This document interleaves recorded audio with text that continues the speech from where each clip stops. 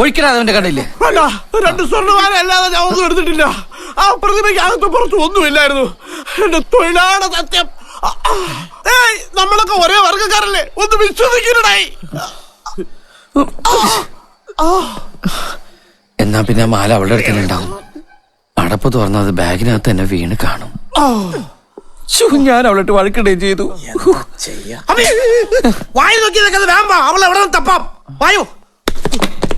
Mister Felix വെക്കറ്റ് ചെയ്തല്ലോ.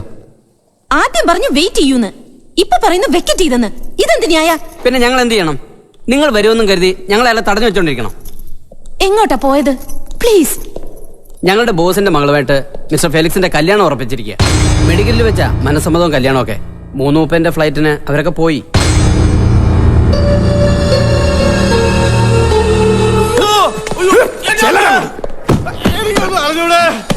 എനിക്കൊന്നും അറിഞ്ഞൂടെ? അവൻ ചോദിക്കണോ എനിക്ക് മനസ്സിലാവണില്ല, നിങ്ങൾ ചോദിക്കണോ എനിക്കൊന്നും മനസ്സിലാവില്ല. ദൈവമേ, ഏത് നേരത്താണോ എനിക്ക് ആ പെട്ടി ബാഗ് അടിച്ചു മാറ്റാൻ തോന്നിയത്? അവൻ എന്തിനാണ് നിന്നെ അടിച്ചത്? എന്റെ പൊന്നു സാറ്, ആ ബാഗിനകത്തൊരു പ്രതിമ ഉണ്ടായിരുന്നു. അതിൽ നിന്നൊരു മാല കിട്ടിയോന്ന് അവന്മാരെന്നോട് ചോദിച്ചു. എനിക്ക് മാലയെ കിട്ടിയില്ല, അതിനെ കുറിച്ചൊന്നും അറിയാനും മേലാന്ന് പറഞ്ഞു. അതിനെ അവന്മാരെന്നെ എടുത്തിടിച്ചത്. എന്റെ അമ്മേ, ആ പെണ്ണെന്താ വല്ല ഭ്രാന്താശുപത്രിയിൽ നിന്ന് ഇറങ്ങി ഓടി വന്നാണ്? എന്താ എന്ത് പറ്റി? ഇവിടെ കിടന്ന് കരഞ്ഞ് നിലവിളിച്ച് ബോധം കെട്ട് വീണ് എന്തൊക്കെ പ്രശ്നങ്ങൾ ഉണ്ടാക്കിയെന്നറിയാം. എന്നിട്ട് എവിടെ? ഒരു വിധത്തിൽ പറഞ്ഞു വിട്ടു. എങ്ങോട്ട്? മെഡിഗിരിക്ക്. കോളേജിലോ? എന്റെ ഇടവും മൈസൂർ അടുത്തുള്ള മെഡിഗിരിക്ക്. എങ്ങനെ പോയത്? ഇവിടുന്ന് ഒരു കാർ കയറ്റി ഞങ്ങള് റെയിൽവേ സ്റ്റേഷനിലേക്ക് വിട്ടു. 5:30 വണ്ടിക്ക് പൊക്കോളാൻ പറഞ്ഞു. ഈശ്വര, സമയം 5 മണി. മണി വേണം, അവളിപ്പോ പോവും.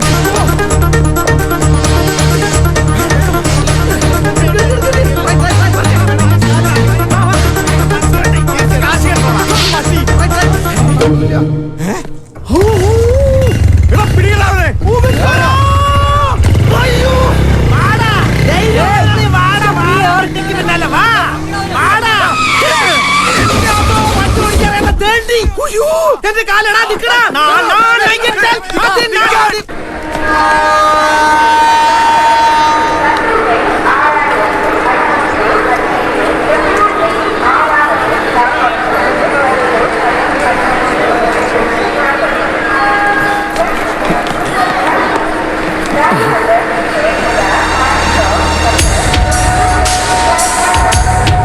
இப்போ ஃப்ரெண்டு கல்யாணம் தான் போறியா? மாலைடு.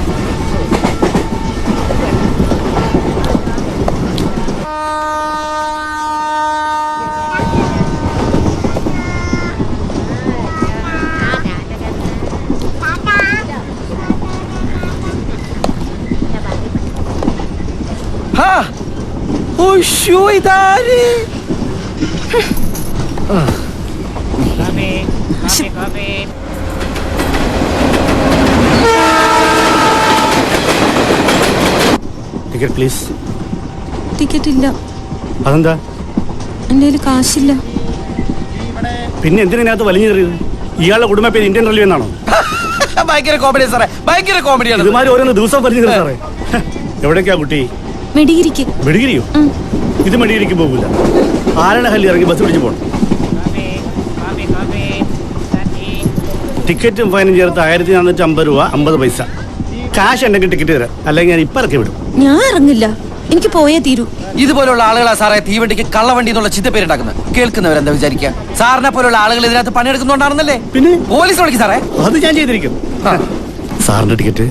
അയ്യോ, എന്റെ ടിക്കറ്റ് ഇല്ല. പിന്നെ താൻ എന്തിനാണ് ഇത്ര വലിയ വർത്തമാനം പറഞ്ഞത്? ടിക്കറ്റ് ഇല്ലെങ്കിൽ 6 മാസം തടവാ. ആര് തടവും? ഞാൻ തടവോ സാറ് തടവോ? നമ്മൾ തമ്മിലോടോ പോലീസ് തടവുന്നു. അയ്യോ, അത് വേണ്ട. 2 ടിക്കറ്റ് എടുത്തോ. 2 ആൾക്കോ? ഒന്ന് എനിക്കും പിന്നെ ഒന്ന് തീപ്പെട്ടി കുളിക്കും. ഇളരാതെന്റെ ഇതെന്റെ വകയിലുള്ള കിന്നാരം ചോക്കിന്റെ ടിക്കറ്റ് എടുത്തോ. എങ്ങോട്ടാ? അവര് പറഞ്ഞില്ല അത് തന്നെ. ആരണഹല്ലി. അതെന്നെ തൊട്ട് തുറച്ച് ചോദിക്കാൻ. ഒരാൾക്ക് ടിക്കറ്റ് ഇല്ലെന്ന് പറഞ്ഞിട്ട് റോഡിലിറക്കി കൂടെ പോലീസ് വിളിക്കുന്ന പറഞ്ഞാൽ ശരിയല്ലട്ടോ സാറേ. എന്നാ കാശ്?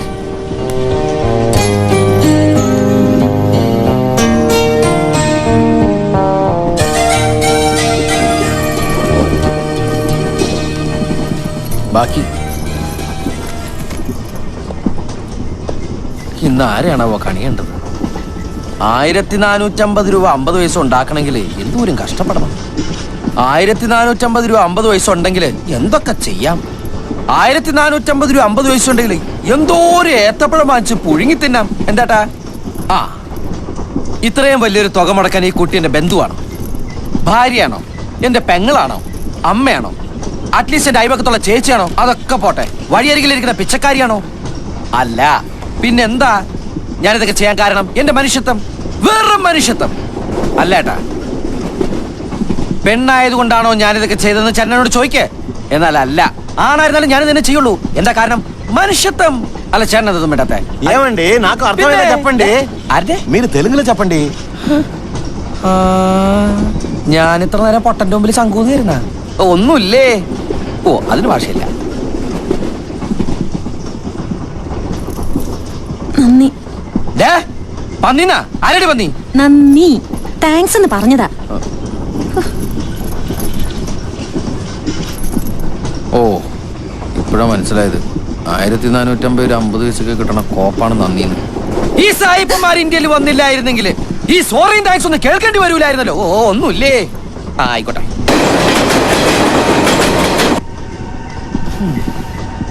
1450 രൂപ 50 പൈസ ഒരു ശരാശരി മനുഷ്യൻ ഉണ്ടാക്കണമെങ്കിൽ എടോ കാശ് ഞാൻ അയച്ചു തരാം 1550 കിടന്ന് കുരക്കണ്ട തന്റെ അഡ്രസ് പറ നീ എന്റെ അമ്മയുടെ വീട്ടിലേക്ക് എനിക്ക് അഡ്രസ് ഇല്ല അതെനിക്ക് തന്നെ കണ്ടപ്പോഴേ മനസ്സിലായി എവിടുന്ന് കയറി വന്നോ എനിക്കിത് തന്നെ കിട്ടണം 1450 രൂപ 50 പൈസ മുടക്കിയ എനിക്കിത് തന്നെ ഒന്നുമില്ല എന്റെ അമ്മോ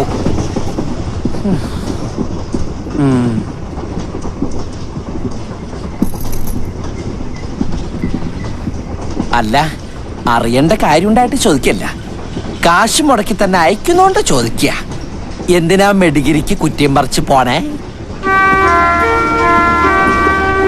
ആ പോലീസുകാരോട് എന്തൊക്കെ പറഞ്ഞിട്ടല്ല കണ്ണിക്കണ്ട പോലീസുകാരോട് ഓ എനിക്ക് വയ്യ കണ്ണിക്കണ്ട പോലീസുകാരോട് മുഴുവൻ എന്തു വേണേലും പറയാം 1450 രൂപ 50 പൈസ മുടക്കിയ എന്നോട് പറയാൻ പാടില്ല നിർത്തോ കുറെ നേരം തന്നെ തൊഴുകണോ ഞാൻ എന്തോ ഹനുമാൻ സമയം എഴുതിട്ട് പോടോ അവന്റെ അമ്മൂമ്മയുടെ തൊഴുകല്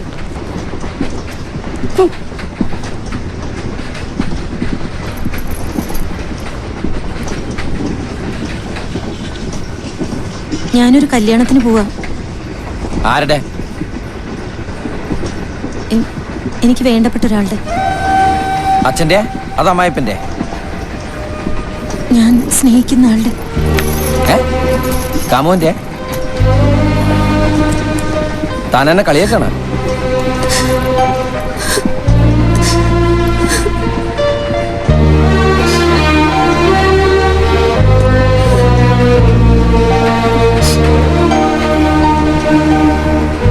ദേ എന്റെ 1450 രൂപ 50 പൈസ കുട്ടി തരണ്ട ഞാൻ വല്ല അനാഥാലയത്തിലും കൊടുത്തു എന്ന് കരുതിക്കോളാം അല്ലെങ്കിൽ എന്റെ അതിന് കളഞ്ഞു പോയെന്ന് ഞാൻ വിചാരിച്ചോളാം ആ കാശിന്റെ കാര്യം ഓർത്ത് ദയവ് ഇത് കുട്ടി കരയരുത് ഞാൻ തന്നെ കളിയാക്കിയതല്ല ഞങ്ങൾ തമ്മിൽ വളരെ ഇഷ്ടത്തിലാ ഫെലിക്സ് നാട്ടിൽ പോവാന്ന് പറഞ്ഞു പോയതാ ഇപ്പൊ കല്യാണമാണെന്ന് കേട്ടു. സത്യം അറിയാനാ പോന്ന്.